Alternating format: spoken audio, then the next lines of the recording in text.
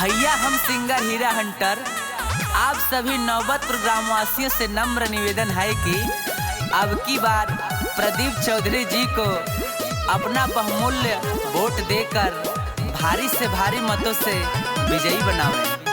धन्यवाद। हर माँ का बेटा हर बहनों का भाई जनता के हित में है लड़ता लड़ाई। हर माँ का बेटा हर बहनों का भाई जनता के हित में है लड़ता लड़ाई। मांगे आशीर्वाद छू के हो पहुआ ए बाबू अब की जीतैहा चुनौआ लड़ेला प्रधानी प्रदीप बेटौआ। ए चाची अब की जीतैहा चुनौआ लड़ेला प्रधानी प्रदीप बेटौआ।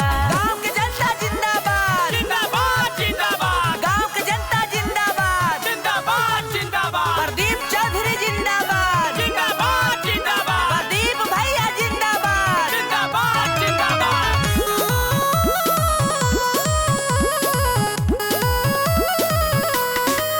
कुछ न रही अधूरा हो काम सब होई पूरा हो।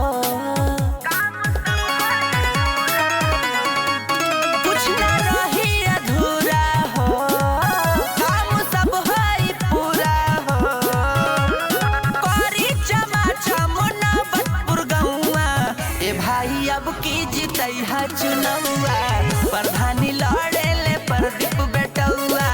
चाची हो अब की जीतैहा चुनौआ प्रधानी लड़े ले प्रदीप बेटौआ।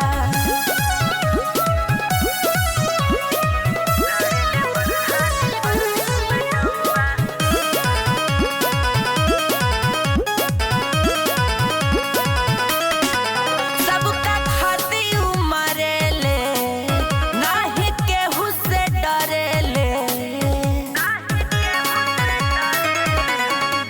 सबका खाती उमरे ले नाही केहू से डरे ले। छोट बड़ सब जन से राखे लगौआ ए भाई अब की जीतैहा चुनौआ लड़े